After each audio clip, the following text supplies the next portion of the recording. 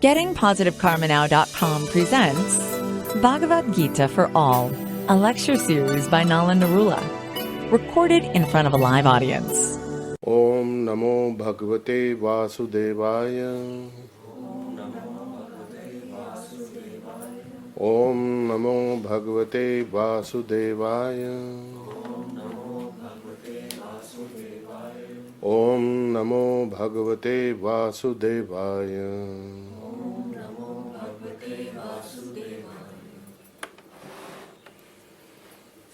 So we are studying Bhagavad Gita, chapter 3. We completed text 14 last time, which was Annad Bhavanti Bhutani. Parjanyada Anna Sambhava Yagyat Bhavati Parjanya Yagya Karma Samudbhava. That everyone lives on food grains, Annad, Bhutani, you grow the material body. And that comes from Parjanyat, it comes from rains. It is made possible by the performance of sacrifice, yajna. The rains are made possible because of that. And Parjanya Yajna Karma Samudbhava. And yajna is born out of, comes from karma, yajna karma. Prescribed duties as in the Vedic scriptures. So it is important to perform our prescribed duties, and last time we had concluded this Shloka 14 by explaining that the highest prescribed duty that you have is to do everything in the service of the divine which pleases him the most. And what pleases him the most is if you go back to the spiritual home and help others also to go back. So that is the highest duty, and we will expand on this further as we get on to the subsequent text. So now we are at text 15, chapter 3. Karma Brahma Udbhavam Vidhi Brahma Akshara Samudbhavam Tasmat Sarvagatam Brahma Nityam Yajna Pratishtitam. So Karma Brahma Udbhavam Vidhi, one should know, what are the Karma Brahma Udbhavam, the prescribed duties that come, the activities that come out of prescribed duties. Brahma Akshara, that is the sound of the Vedas, the Supreme Brahma. Samudbhavam, directly coming from, directly manifested from. Therefore, tasmat sarvagatam brahma nityam. Therefore, the sarvagatam, that which is everywhere, universal, all-pervading, Brahma, transcendence, the spiritual energy, the spiritual life force that flows through the universe, another name for which is Reiki, Brahma. Nityam yajna pratishtitam. So that energy is always situated in the act of sacrifice, which is of pleasing the divine. Everything is for pleasure of the divine. So yajnartha karma, for the satisfaction of the divine. So this is very, very important to understand this. This is a reiteration of what we had covered last time, that all must be done for the satisfaction of Krishna, in other words. And what is he satisfied most by is the highest service. So we have now text 16. Evam pravartitam chakram na anuvartayati iha yaha aghayu indriya arama moghan parthasa jivati. Evam pravirtitam chakram. Chakram means circle, cycle. This prescribed cycle established by the Vedas, if one does not follow this, he certainly lives in sin. a ghayu, a life full of sins, indriya arama, who is into sense gratification, just for enjoying the senses, and that is a useless activity, mogham, Partha, son of Pritha, cousin, Sah Jivati. So such a person's life, in other words, he lives, but it is a useless life. So ultimately it has to be Yagyartha karma, and that is very important. If somebody performs yagyas and sacrifices or pujas and so on, and he is not coming to the point of being Krishna conscious, then it is only following some technical procedure or some moral codes, and you have to go beyond the moral codes to get to the divine. So the yagya system is that you satisfy your senses in a directed way, and the ultimate direction is to be Krishna conscious or God conscious. Then we have text 17. Yatu atmarati eva syat atmatripta cha manava atmani eva cha santushta tasya karyam na vidyate. Now this is a controversial statement, which is that yatu atmarati, one who takes pleasure in the self, he is atmatripta, self-satisfied and self-illuminated. Cha manava atmani, within himself, he remains self-satisfied and illuminated within himself. Cha santushta, he is perfectly satisfied. He does not require anything more. He is full, in other words. He has no desires in that sense. Tasya karyam na vidyate. For such a person, there is no prescribed duty. Now, this is the controversial part. He has no duty to perform according to the yagya system. So, a person who is in Krishna consciousness or in healing consciousness or God consciousness, working for the satisfaction of the divine, and who is illuminated in the self and is satisfied within the self and is full with that, for him there is nothing, there is no duty for him to perform. So that is actually the position of a Paramahansa. He has got nothing to do, he sees nothing right and he sees nothing wrong, he says everything is fine because it is happening according to the will of the divine, and he does not see any need for interfering. So that is the Uttama Adhikari. And there is levels between the neophyte, the Kanishta and the Uttama. We have to be at least at the Madhyam level, that you have the knowledge and the vision of the Supreme, and you have one leg there or one foot there and one foot in the material world where there is relativity, and you have to, for the purpose of engaging others, for the purpose of going through your life, you have to see certain amount of, or you have to be with certain amount of relativity, but internally the absolute understanding is there that you are working for the satisfaction of the divine.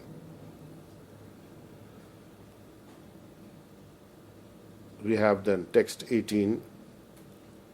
Naiva tasya kritena artha na kritena iha kaschana na cha asya sarva bhuteshu kaschit artha vyapa ashraya. Na eva tasya kritena artha na kritena. Kritena, by the discharge of his duty as prescribed, and na akritena, nor by not discharging his duty, akritena, not doing his duty in this world. Kaschana na cha asya sarva bhuteshu kaschit artha vyapa ashraya. So wherever he is, whatever he does, he has no reason to perform any kind of work or do any work or not do work, and he has no need to depend upon any other living being. Now, why does he not have any dependence? Is because we had covered earlier also, when Krishna is saying that what you do is, and the results you get out of what you do or don't do are not entirely yours. Your input is not the main thing. The main thing is what is happening in the background. So there is a whole background, a whole event, a whole chain of things. There are many beings, including the demigods, basically, who are arranging those things for you. The elements are arranging your destiny patterns, your mind. So many things are going on, which is being arranged by Krishna, by the divine. So he is not really dependent on any specific living being, because the benefits will come through different windows or different deliverers of the courier service of karma, Krishna's courier service, right? So one courier face may change, you may get another courier face, but it is coming from Krishna ultimately, from the divine. So then, what is to be done? So text 19 tells us what we should do.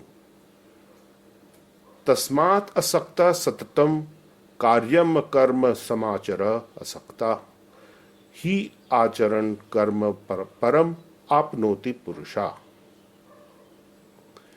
Tasmad asakta satatam, without attachment and constantly doing work as karyam, as your duty, and karma samachar asakta, without attachment, do your work, perform. Some achar, do it, do the work. And he acharan karma param apnoti purusha. So such a person working for the purposes of the divine, he ultimately attains the divine. Apnoti purusha. So the ultimate purush of all purushes is the supreme also. Param is also the supreme. So the qualification of a purusha is that he is not dependent. So such a person is considered to be a purusha, although technically all jivas are female because they are dependent. So this is an interesting delineation that such a person is a purush, he is independent and he is not working with attachment, and he is therefore achieving the supreme person. So you can also look at it that this is a reflection of like attracts like, principle of the universe, that when a person becomes sufficiently independent, but he is doing everything for the purposes of Krishna, then he is achieving the blessings or the presence of the Supreme Person also. Yet he is subservient. So it is a very complex situation there. But the idea is that one is not dependent on various mundane technicalities or the Karamkand section, the Yajna as prescribed in the Vedas that much. He is not at all actually dependent on that, nor is he dependent on any person or any living entity, because everything is coming to him through the cosmic courier service of Krishna, and different couriers will come and deliver to him what he needs and will protect. Krishna protects what you have. So that is the perfection of action, that you do what is needed to be done to fulfill the purposes of the divine rather than your own purpose. So it may start as fulfilling your own purposes, but eventually you end up fulfilling the purpose of the divine. It's a process, you get there by and by. Then we have chapter 3, text 20. Karmana eva hi samsiddhim asthita janakadya lok sangram eva api sampashyan kartum arhasi. Karmaneva eva hi samsiddhim. By work only, some people, asthita, become situated in perfection, like King Janak and others, Janak Adya. Lokasangram eva api. for the purpose of educating and benefiting the people, Loka Sangram, eva api, for the sake of sampasyan, by considering kartum arhasi. So, in that consideration of educating people, not such a person, but you should act like that. So, for the sake of educating and for the sake of, therefore, uplifting their karma and informing them, and in a way that they are actually on the path towards following the prescribed duties along, they get inspired. So ultimately, you are doing it for the benefit of yourself as well as others. So it is in the pursuit of your own emancipation that you are helping others to be emancipated also and go beyond to the spiritual kingdom.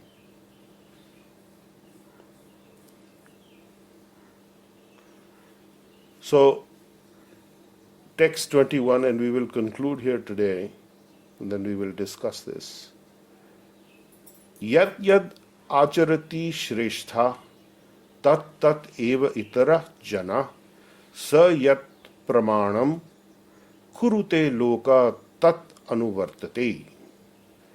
Yat yat acharati shreshtha. Whatever a great person, a great personality, a respected personality, a Shrestha means of the highest. Tat tat evatro jana. That is how exactly people will follow. Sayat pramanam kurute lokastad anuvartate. So whatever a great person does, the general population follows.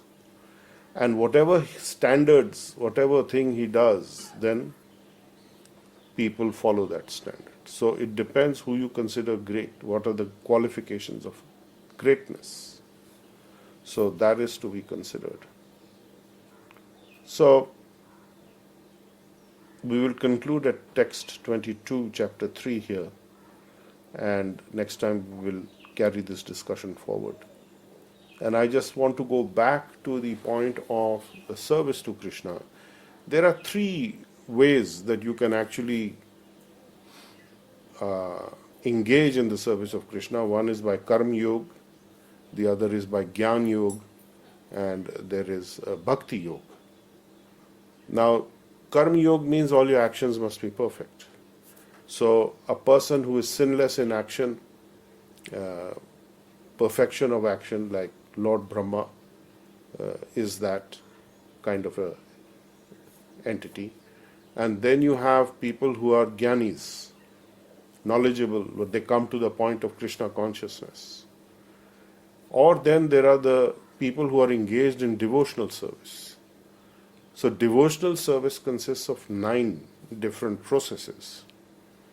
It starts with Shravanam, Kirtanam, Smaranam, Acharanam, Vandanam, Dasyam, Sakhyam, and so on and so forth. There are 9 processes, and all of them require a lot of technical expertise. Except for the first 2, there is some technical expertise. Starting with Shravanam means to hear.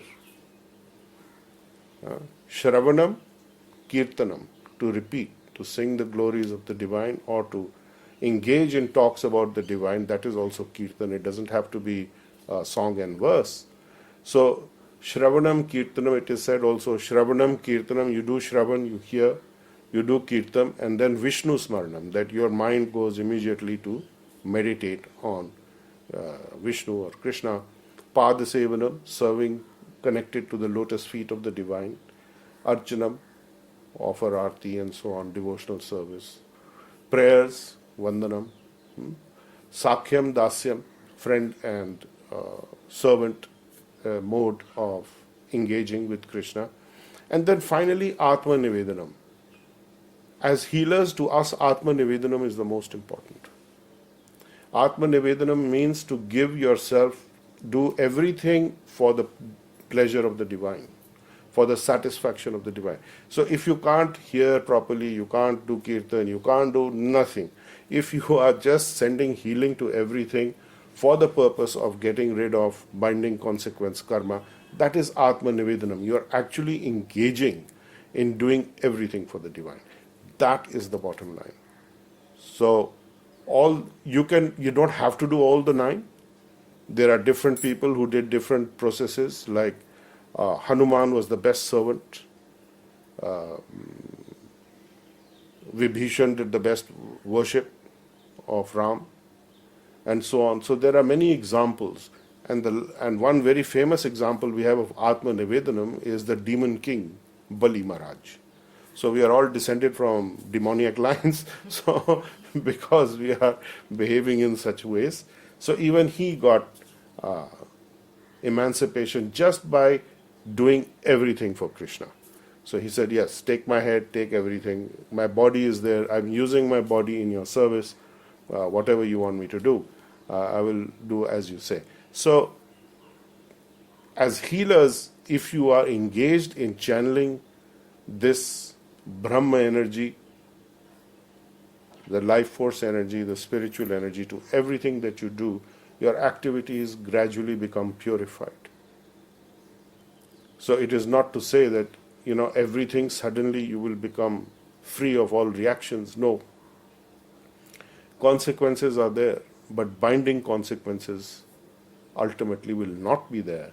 And when you become sufficiently elevated in that zone, you are no more fit for this world, and by the principle of like attracts like, you are most unlike this zone, so you'll get kicked out.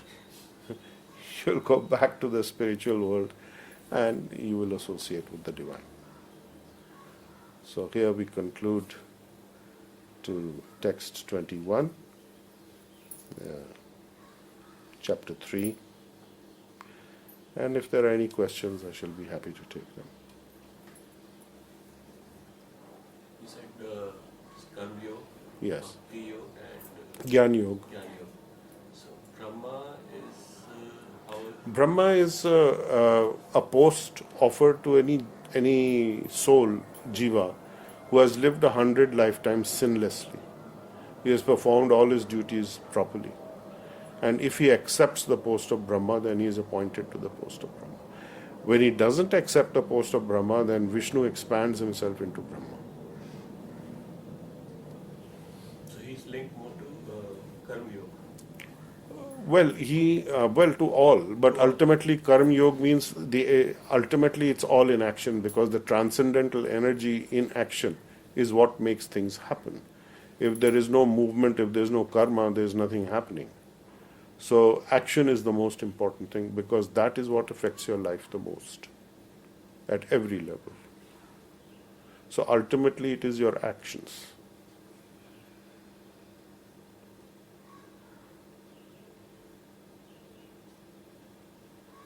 Anything? Yes.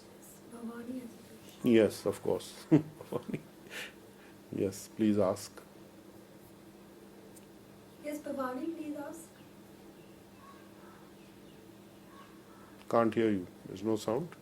No, I could hear her in the morning. It's not working, so I moved to the Okay, other one. question, she can type her question. And somebody else has a question? Anu Yes. has a question. Who does? Anu. Yes, please. Good morning, sir. So you were saying that somebody can refuse the position of a Brahma. Yes. But isn't that itself, as you said, that kind of Atma Nivedan, where you are giving up everything to serve the divine? Why Yeah. would somebody do that? Because he wants And because such a being wants to be with Krishna. He doesn't want to be in the material zone. So then, does he get complete exit from this zone and Oh, yes. onto the final destination? Oh, yes. And even at the end of any Brahma's life, end of his 100 years, he does go into the spiritual world, taking with him whoever are with him at that point in time in terms of the demigods. So that's one way that they can get liberation.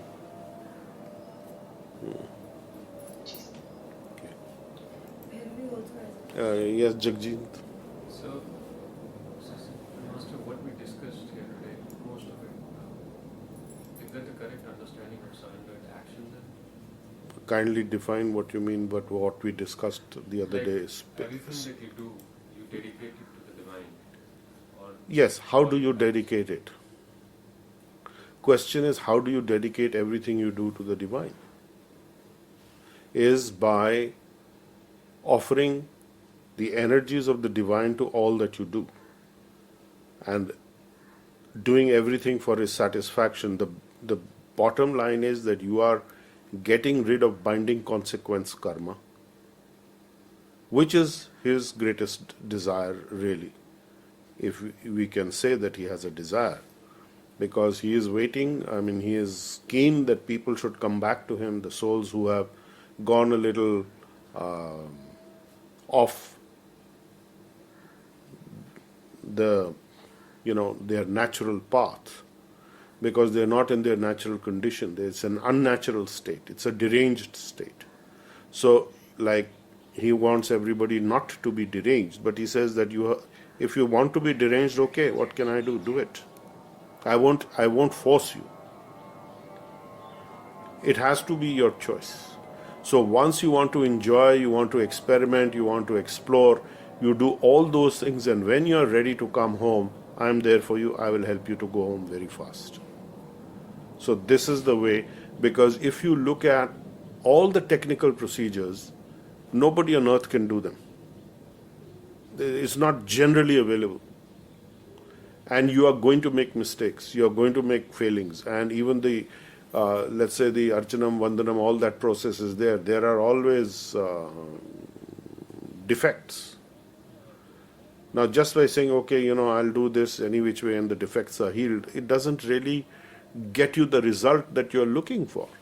So, basically in Kali Yuga, actually no rules apply, because those processes are not possible.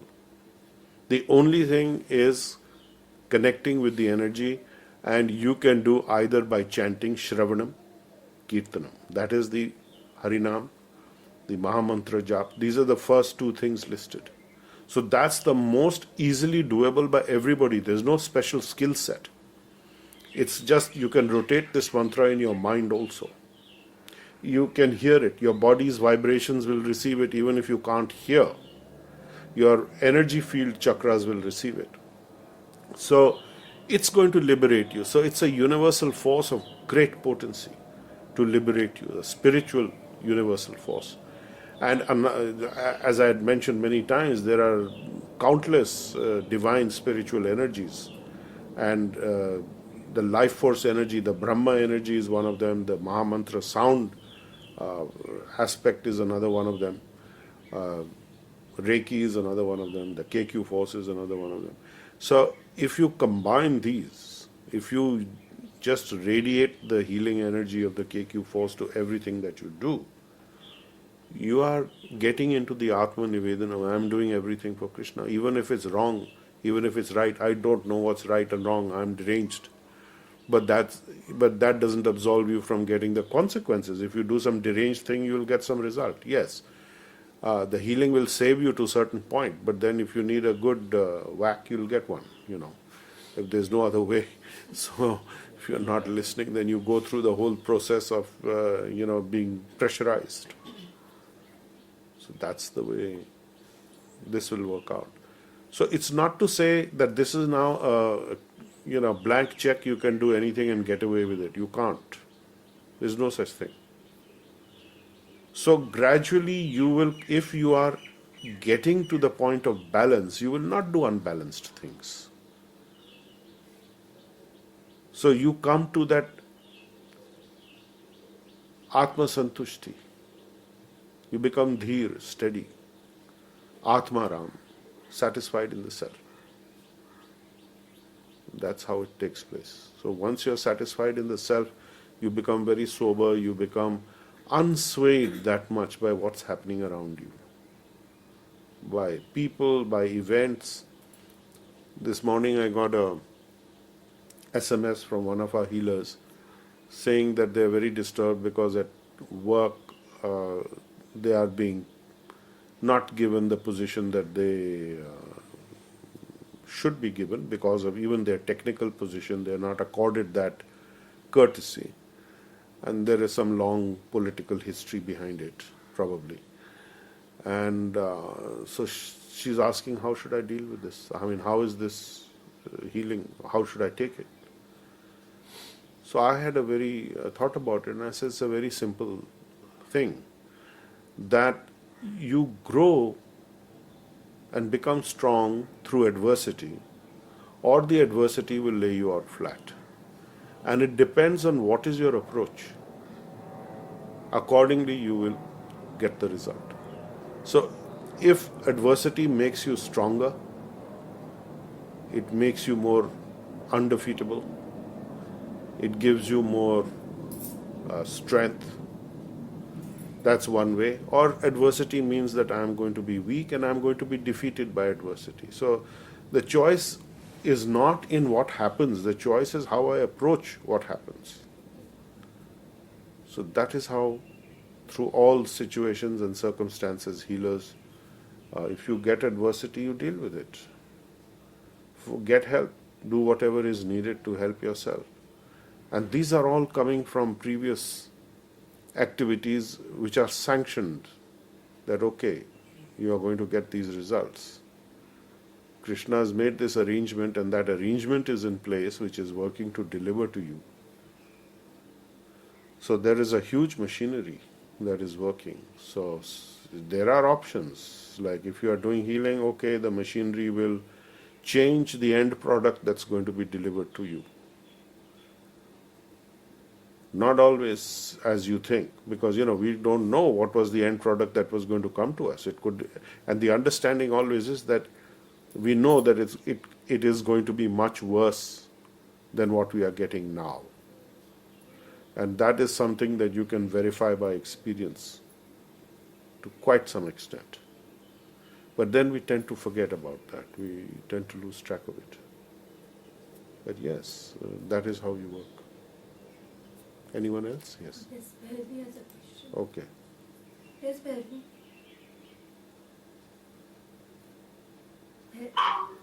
Pranam, sir. Anji, good morning.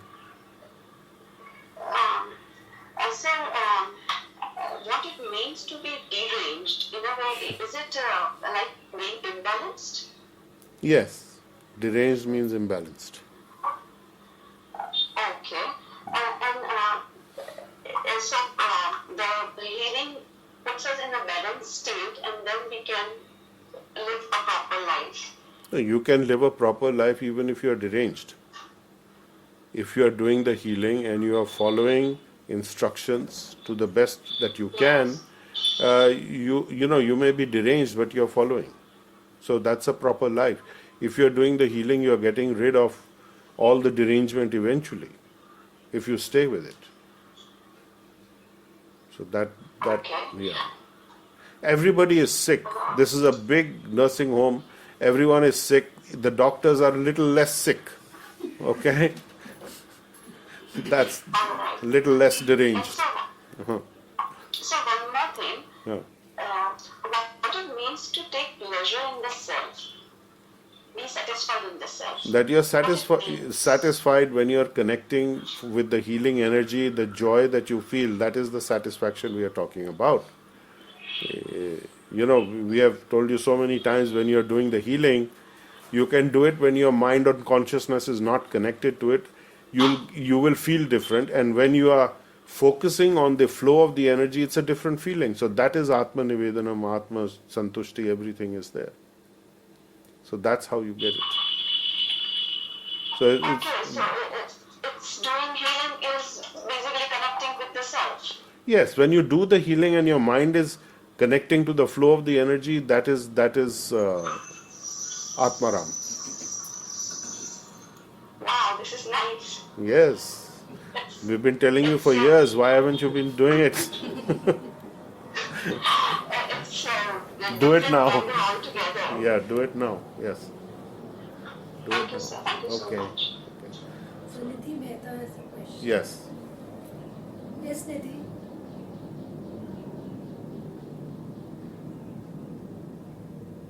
Nidhi, you have to unmute and ask.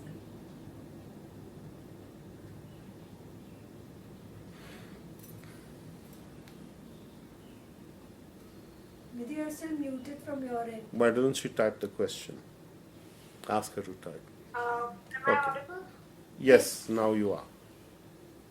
Good morning, sir. Good morning to you. My question is that when what is technically the wrong thing? I mean, I don't know. I mean, for me, everything is healed and everything is perfectly placed. But what is technically the wrong thing, which one should stay away from? For that, you have to familiarize yourself with the moral codes. What is the knowledge you have of what is right and wrong? Taking another's share unfairly is wrong, for example. So that's pretty straightforward. And if you look at the five principles of Reiki, that will guide you, right? So technically, what is wrong could fill books, but the point is, if you're technically right, then you are bypassing that wrongness aspect of it, because you will learn by experience also, and what is going on socially or otherwise within your life, you will come to know to some extent. But for example, it is, as we say, it is wrong to steal. The question is, in the Bhagavad Gita, Krishna is saying that anybody who is eating food without offering it to me or doing it for my satisfaction, he's a thief. So you can get guidance like that. So if you are covering your food with the healing energy and you're remembering the divine in whichever way, and then you're offering the food to your body, eventually there is a fire in your body also, right? The fire of digestion. And that is also considered to be a sacrificial fire too, for the pleasure of the divine. So there are many ways that you can look at this and connect with this. There's a whole universe inside you. So it's a small reflection of the macrocosm outside. So you can look at your own body, look at your own self, and also remember that you're going to have to leave this body. You're just a tenant. But this is the body through which you act, which is very important.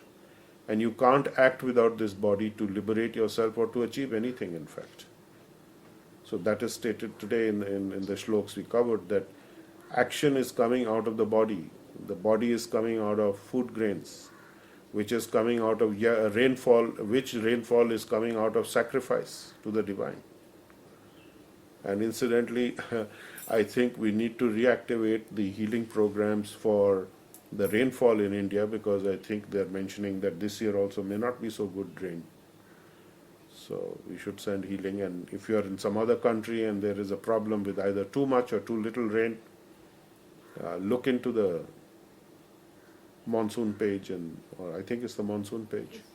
You can get the guidance as to how to modify the healing affirmations to send healing, so that there is sufficient rainfall. And I am very concerned also about the farmers, who are not, they are feeding everybody and they're actually committing suicide because they just are overwhelmed with poverty and they just can't seem to make a go of it. So we have to channel healing to that also.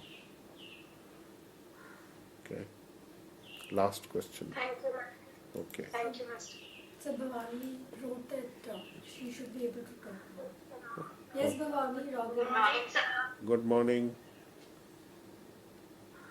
Sir, I had a question regarding the 19th text. Regarding? They said 19th text. Okay. It says that you should not be attached to the fruits of your activities. So what does that mean? It means you should not be attached to the fruits of your activities, means that the results are not in your hand. So don't get very excited, overexcited if the results don't come. At the same time, don't neglect your duty. These are actually the fourth principle and the third principle of Reiki, the 5 guiding principles. Just for today I shall do my work honestly, and just for today I shall not anger. The anger is coming because I'm frustrated or I'm attached to the result. So if I am not attached to the result, but I am thinking that I am working as an agent of the divine, the results are never in my hand. Master Hawayo Takata used to say, I have only God's healing energy in my hand and not the results. The results are not with me. So when you are thinking like that, then you are not attached, and then you are doing your work honestly despite the results. And whether you are a success or you are not a success, it doesn't matter, because if you are on the right path, in fact, I think that is the post for today, which will go online at 9 o'clock. It is talking about success, or was that yesterday's post? Okay, so today's post is coming from our last conversation on the 18th, I think it was. Yeah. So basically, that's how you become detached from the results of what you do. You're doing your work, you're sending the healing. That's it. Result is coming, not in your hand. As long as you do your work honestly, you do your duty, that's the thing. Okay? So does it mean accepting it, right? Yeah, accepting it in which way? Like you know that where the result is coming from, it's coming from God, and Yeah, it's coming from, suppose you don't get success and you're accepting I don't get success, then what do? You turn to something else, you give up, you go somewhere else, what is it?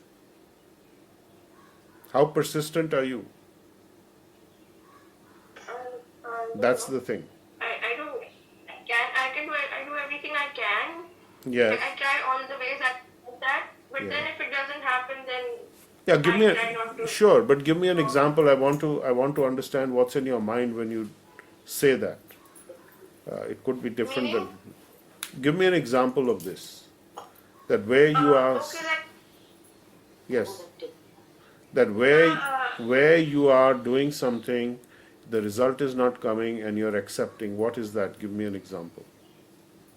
so like I go for competitions, and a lot of times I make a lot of good paintings, and still because of some internal politics or something, they don't select my painting because they want the host school to win or whatever. But so I learned that later on I can only do what I can do, and then I slowly learned to accept it. What do you do after accept? What feeling do you have at the end of the acceptance? How do you feel? Free. You feel free or you feel bad? I used to feel bad earlier, but now I'm fine. No, that's good. If you're fine with it, that's fine. You know, Hussein, the painter, Yes, sir. I saw an interview of his once, and the interviewer asked him, what happens when you do the paintings? I mean, do you ever go back? Do you ever, think of seeing that again? And how do you feel when you see that? He says, once I've finished a painting, I'm done with it. I don't think about it. I'm not interested in it anymore. I'm moving on to the next thing. I couldn't care less. So they said, their paintings are being burnt. He said, how does it, it's okay. I don't care. They're not mine. Somebody bought it, this theirs. I'm finished with it. I'm not, those things are not sitting on my head. So that is detachment. Okay. Yeah. Thank you, sir. Okay. Sir, how do you manage all of us, so many of us, and our different? I am not managing. Krishna is managing. The universe is managing. I'm not doing anything. I'm just talking to you. So I suppose I see the children doing something, and it's not happening sometimes. I don't know when to stop. Even though I know, yes, each day I take only one day at a time so that I don't get boggled down. So Well- sometimes I don't know if I'm dedicatedly or I'm leaving it because I'm tired now, trying more. The How do I thing, check that? the thing is that you have to protect them as much as you can, but you can't be overprotective. So you just save them from the greatest dangers. That's about it. The rest they'll have to manage. There's not much more you can do. You can guide them, you can help them, instruct them, and one of the good ways is that if they have a senior member in the family who can be their guide other than you, other than parents. So an uncle is always a useful fellow. if you have an uncle or an aunt. These are very useful elders who are kind of give you a different perspective. And they could be naughty people, but that's a different story. Usually, they need some kind of other mentor or guide. You don't want to tell your parents everything, that's for sure. That's true. Yeah, so you should encourage them to talk somewhere where they are safe, they feel safe, and they can get sensible guidance. So it's not parents probably after the age of 12 or 14, parents are useless fellows as far as children, you know. I told him that once.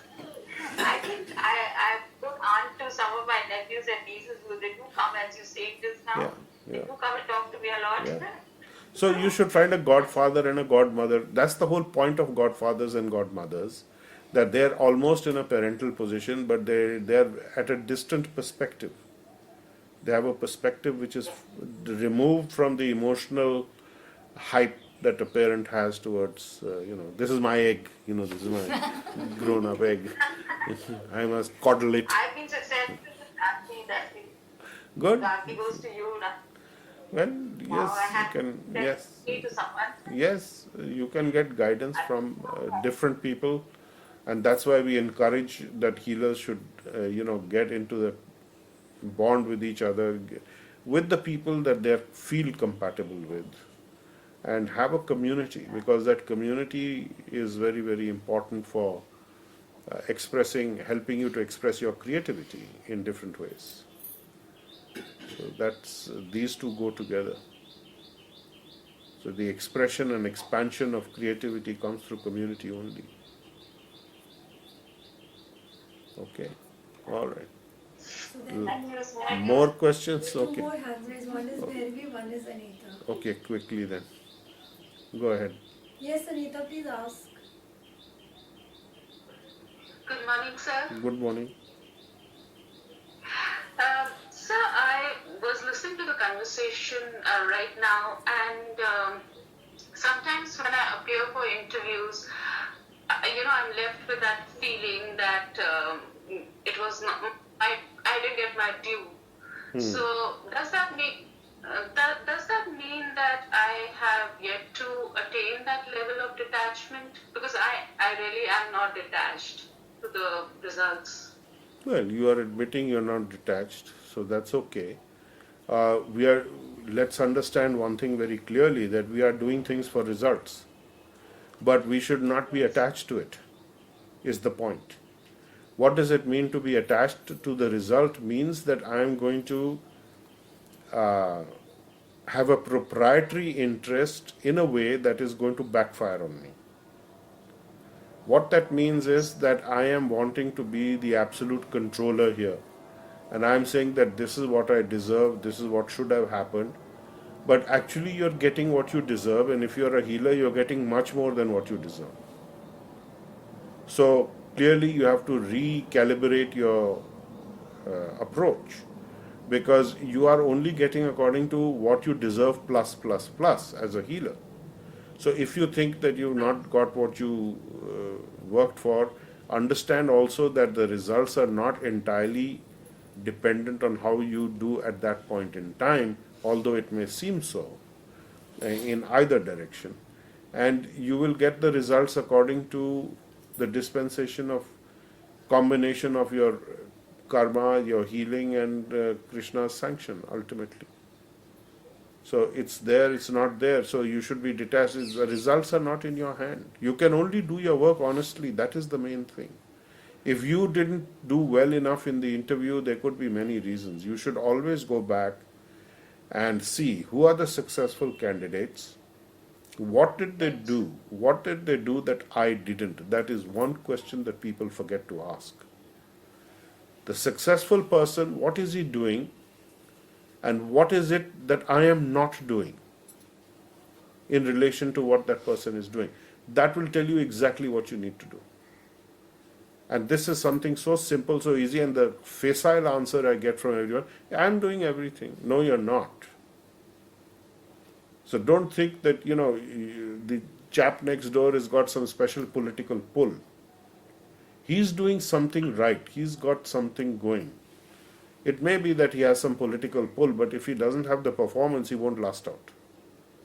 And if it is in such a place where everybody has got political pull except you, then you better change your job. Because if you can't do the politics, okay? So that's not a good place to be. So then, do you think our affirmation should be likewise? Like I should not be affirming that I should get this job. Why It not? should be You like- should say that you've got the best possible job.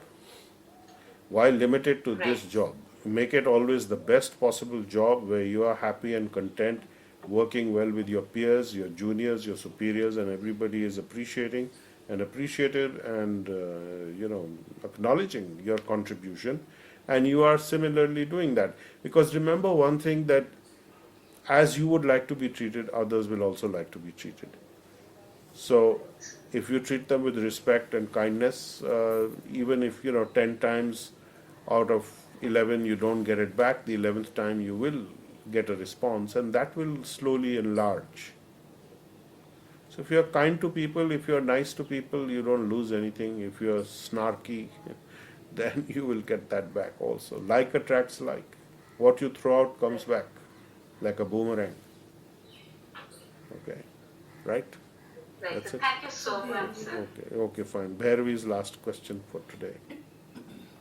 Yes, Yes. baby. Yes, sir. What I understand, kindly correct me if I'm wrong. I'm just voicing out what I understand. The self means Paramatma. And, Self means? Paramatma, is it that? No, there are different selves. There is the ultimate self, there is the over self, there is you, yourself. And the self that you are is powered by the energy of the Supreme Self.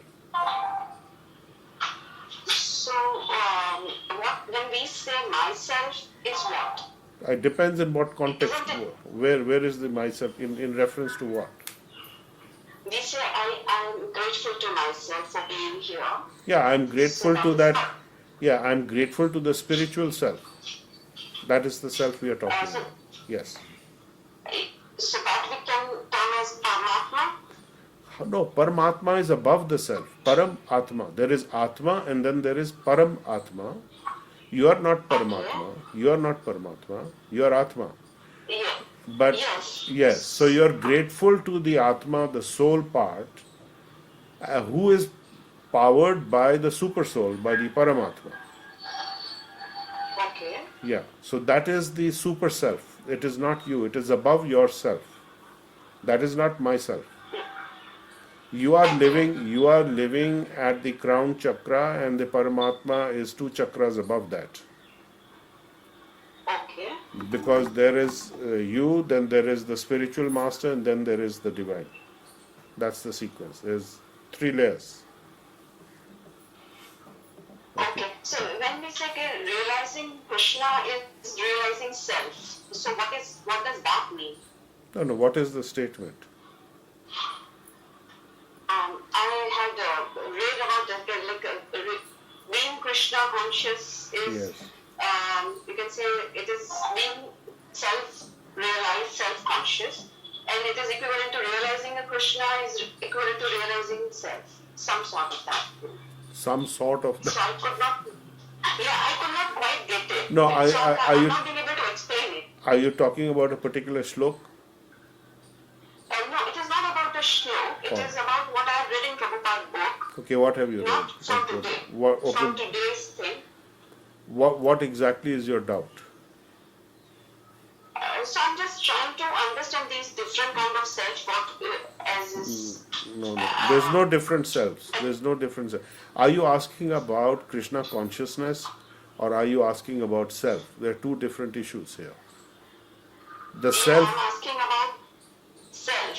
Basically, from the self, then you can understand Krishna. I don't understand self right now. Self is you. So when self is me and myself.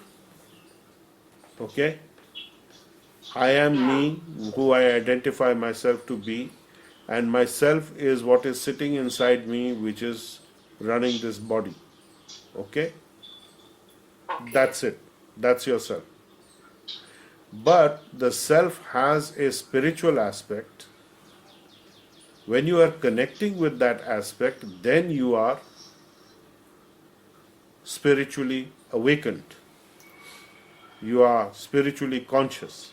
So when you do the healing, for example, as a healer, and you are connecting with the flow of that energy, that is the self that you are connecting with. The self is powered by the Supreme Self. So by connection, you are rising to that level. If you chant the Maha Mantra, the same thing is happening. Shravanam, Kirtanam, Vishnu Smaranam. It is happening automatically. You are hearing, you are chanting, and your mind is, your consciousness is connecting to the divine aspect. So that is the self part. The symptom of the self is consciousness, and that consciousness, when it is connected to the divine energies, you become Krishna conscious. It is very simple. Okay? Oh, thank you so much. Oh, very welcome. I understood. Thank you. Okay, all the best. Yeah. Right, so we will conclude at text 21. We are at 21? Yes. Chapter 3, text 21 of the Bhagavad Gita. And we will continue next week. Om Namo Bhagavate Vasudevaya. Om Namo Bhagavate Vasudevaya. Om Namo Bhagavate Vasudevaya. Om Namo Bhagavate Vasudevaya. Om Namo Bhagavate Vasudevaya. Om Namo Bhagavate Vasudevaya. Okay, thank you. You've been listening to Bhagavad Gita for All, a lecture series by Nalan K. Narula. Explore our website, gettingpositivekarmanow.com, for more on how to change your karma and destiny.